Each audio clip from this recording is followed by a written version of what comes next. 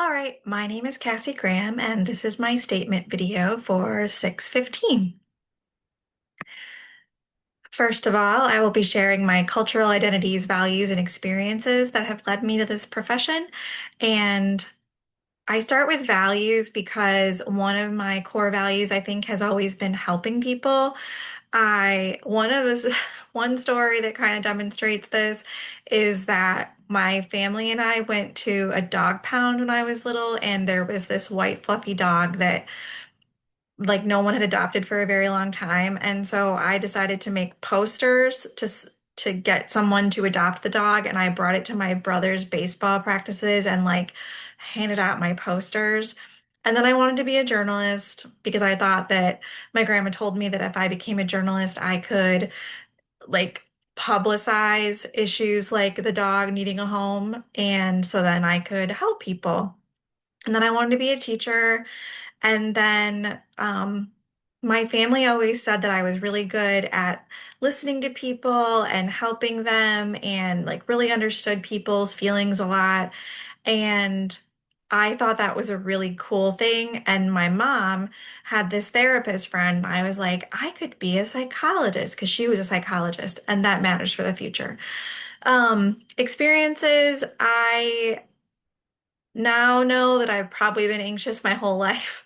And I, in college, finally ended up at a counseling center when I started to have maybe I had a low-key panic attack. And then I'd never been to therapy before. And I thought it was really helpful. The young man he was an intern who helped me, had me do this behavioral journal. And I had to list, first I had to list items, choices that I made every day that were very positive. And then I had to turn those into the next week, positive traits that meant I had if I had done those things. And I had to keep that record for a while. And I did that.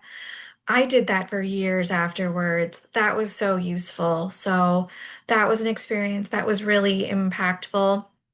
As far as cultural identities go, I don't really know if I have there's any part of my cultural identity that impacts us unless it's that I identify as Methodist, and Methodist is a mainline denomination that really values service, and that has been a big part of my family's identity, especially my grandparents.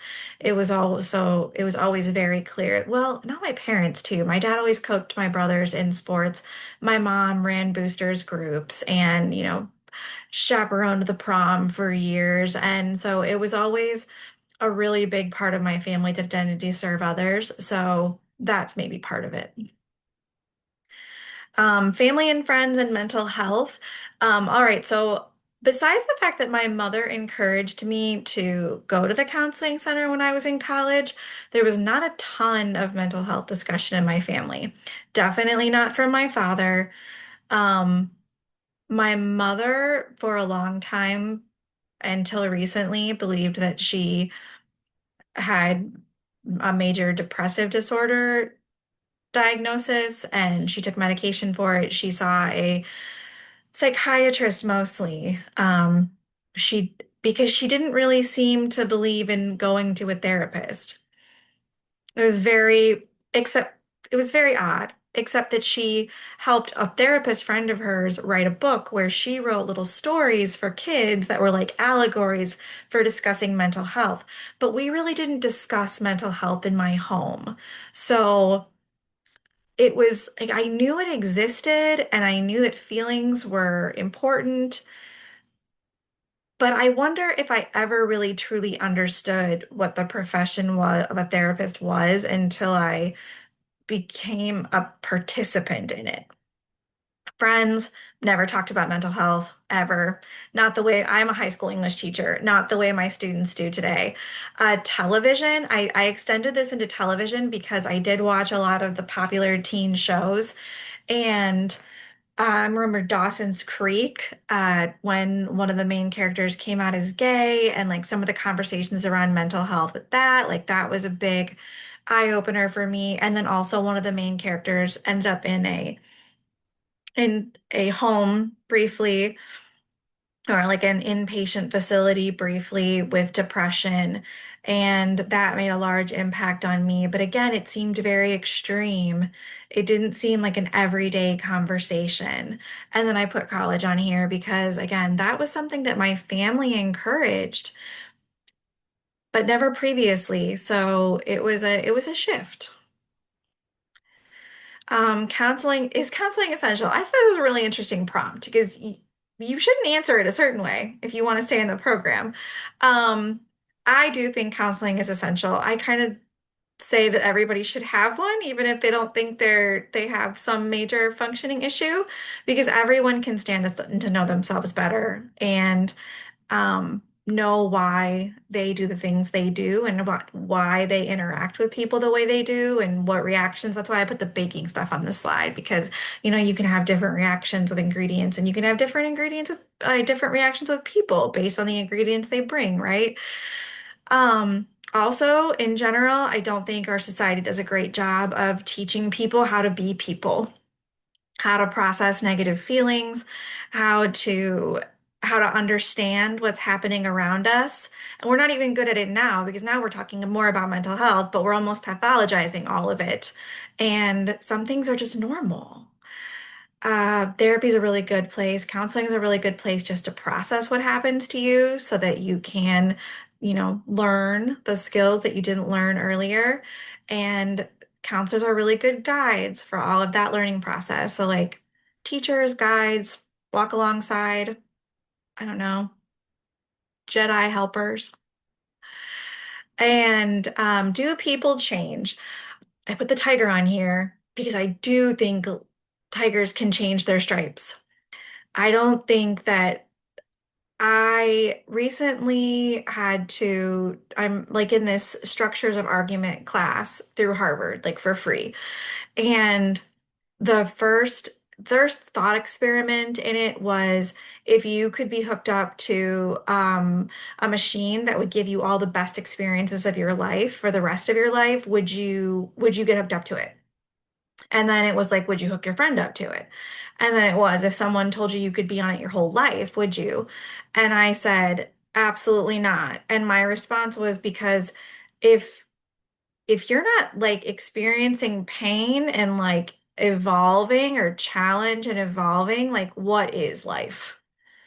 I think we're all changing all the time, and people can change in big ways because they have problems or they have really impactful experiences. But I think like if we're doing this right, we're all changing all the time. So, yeah, I definitely do think people can change. Interesting populations to me. This has recently come to me because people keep asking, right? They keep asking, like, as you get closer to practicum and internship, like, who are you interested in? And it popped into my brain recently when I was around my grandparents. I have a 96-year-old grandmother and grandparents that are in their 80s, and my parents are in their 60s. My aunt and uncles are in their 60s, and my grandparents, like my 96-year-old grandmother, she's doing great. But at 96, a lot of her friends and family have died. And so even though she does great, she uses a lot of mind, I don't know, strategies, habits of mind to keep herself great. And my other grandparents, my one grandpa has dementia, and my grandmother has become largely his caretaker, and she recently had a stroke. And so, watching the stress that she has accumulated as a result of her care for my grandfather, and in addition to the way she's always been, and watching her now trying to process her own physical limitations because of her stroke, watching my parents and my aunt and uncle try to like negotiate their new responsibilities. Like many of them have children that who have gotten married and moved away. They're now caring for their parents. We don't live in the same community. So how do they communicate, negotiate their relationships? with their new roles as caretakers. Like all of that's really interesting to me, and I have great empathy for what they're all doing. Um, just watching my grandmas, and they've always been very strong women, and watching them work with their different feelings and their evolving selves makes me feel a lot of empathy and think they need support. And I put Courtney and my mom on here because Courtney was one of my best friends. And 2 years ago, she died of cancer, of breast cancer. And my mom recently became a survivor of breast cancer. They were actually kind of co-happening. My mom survived, my friend did not. She was only 40 years old. And again, I watched her negotiate. I had so many conversations with her about what she negotiated, like what the end of her life meant and what she's going to do for her children and for her husband, and deciding what her life had meant. And my mom, like thinking about how it was, talking to Courtney and talking to my mom, and what things that Courtney would tell me and what my mom wouldn't tell me. And, Courtney explaining to me why that might be, and just thinking about all of the stress and anxiety both of them had. And then watching my friend's husband negotiate his role as both her husband, but also her caregiver and also a father. And I'm also a man who needed to keep going. And what did that look like? And so I think I might want to be in a hospital setting or in a hospice setting and help people maybe negotiate difficult diagnoses or end of life or caregiving situations. Helpful skills that I think I might possess for this. My name, Cassandra, actually means helper of men. And even though the the origin of that name and the whole like Cassandra was a prophet and they didn't believe her and it all went really bad. Beyond the fact that that story is pretty negative, I do take it to heart that most of my parts of my identity, whether it's being a teacher or a mom or a friend or a party hostess or a volunteer teacher at a charity or a volunteer at our church's paper distribution or a master gardener, or like most of my identities revolve, parts of my identity revolve around helping. And I think that that's a strength that I can bring to this profession. I'm also really curious. I ask a lot of questions, like in recent assignments, the most interest, it's not hard for me to like look at a client when we practice and just have a million questions for them and want to hear how they're observing their world and what meaning they're making of it, and think about how I can walk alongside them. So, listener and then learner, just learning how they view the world. I liked this background of this slideshow because all the different colors and how things kind of merge and smash together and look different in one part and the other part. Because that's like how our brains are, right? And you have to learn how people see the world in order to help them help themselves. And that is, I believe, one of the last slides, the skills to gain. First of all, a straight face, because I am not good at that. I have been told since freshman year of high school by my English teacher that whatever I feel is on my face. So I need to work on that. As a teacher, I've had to work on it a lot. And so that's good. I've like made strides, but continuing to think about like when you're listening to someone, how do you keep a straight, even face and not look judgmental or suggest that you might be being judgmental, and learn not to be judgmental.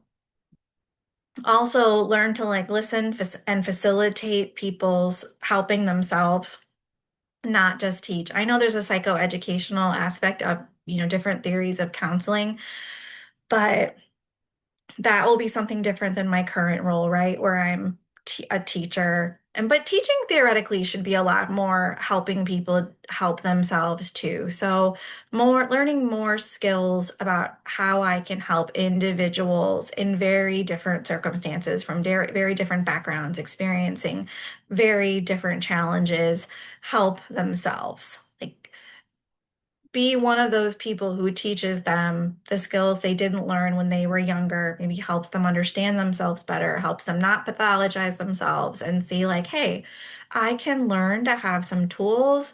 Maybe I do need medication. Maybe I need a different exercise regimen.